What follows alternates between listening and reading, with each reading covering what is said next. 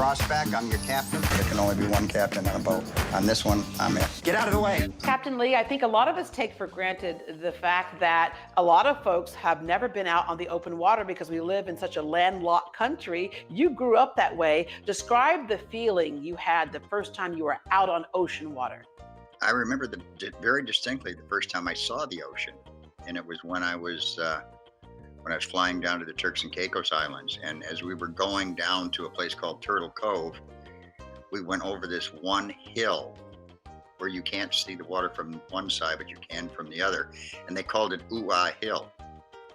And that's because everybody had the same reaction when they went over the top of this hill and they saw the cove and they saw the beautiful water. They just went, ooh-ah. And that pretty much described it. Yeah, and for you, I mean, to the point though that you got your captain's license at the age of 35, it was a whole new career. Well, that's when I started. That's when I thought about it. It took me 5 years before I actually got enough time to get my license. So I didn't have my license till I was like 39 or 40.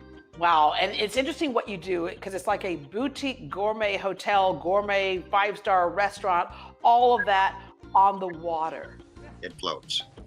It floats, it floats. Okay, let's talk about below deck. It was actually the brainchild of Rebecca Henning, and she actually worked her way through college working summers as a stewardess on a charter yacht.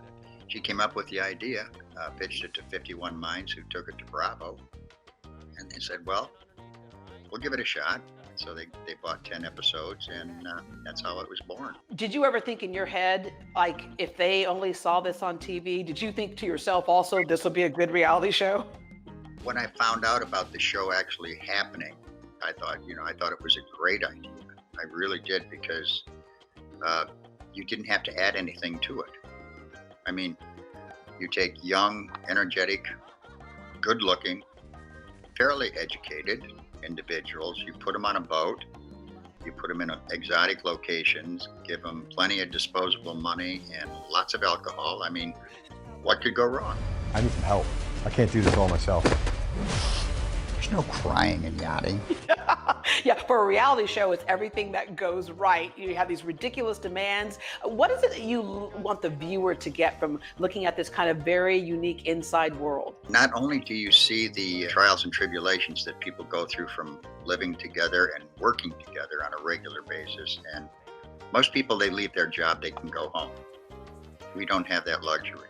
We leave our job, and everybody that was there during the day is still there at night, still there in the morning when you wake up. So there's a lot of stress involved. So therein lies the play hard, work hard attitude that seems to be very prevalent in the industry, which coincidentally makes for good TV. Yeah, it's one thing to do that and you have only X number of people watching. It's another thing when you are on TV, of course. You have become the stud of the sea in your 70s. Yeah, my wife she's gotten a lot of mileage out of that. Your wife, Marianne, and by the way, this is not the Marianne that went on a little boat trip with Gilligan years ago. Yeah, definitely not. No. You two have been married for over 40 years. Do you think that part of the success of your marriage is the fact that it's okay for you to spend time apart? Oh, absolutely. Whoever said absence makes the heart grow fonder definitely knew what they were talking about. We get to see you on air in your role, but there's a private side of your life as well. And when you have a level of fame, it also gives you a platform. And one of the platforms that you have is dealing with the opioid addiction crisis. It hit home for you. Yes, we lost our son Joshua a year and a half ago to an accidental overdose. That's the most devastating thing that a parent can go through.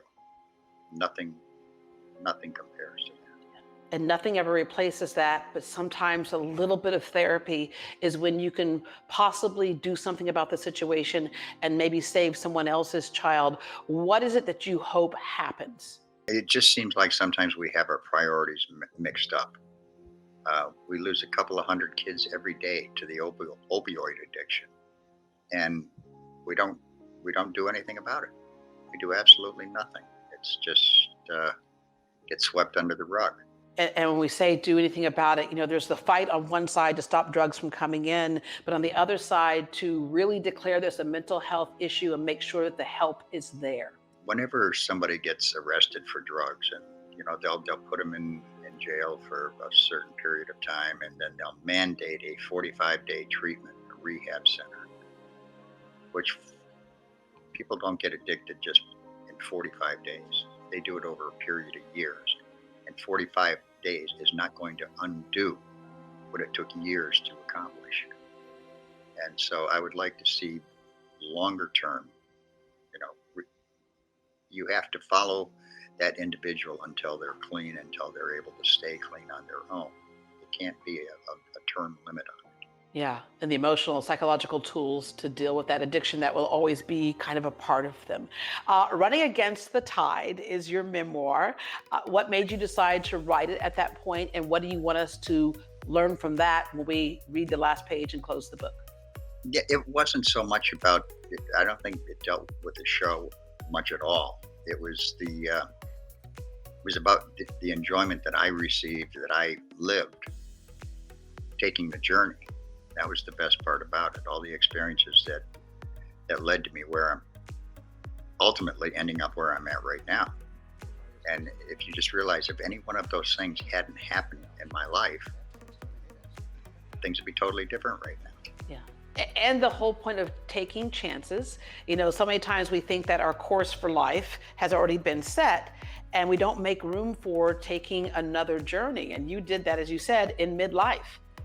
Yeah, it's funny. It's really comical because here I am, 35 years old, and decide that I want to be a captain.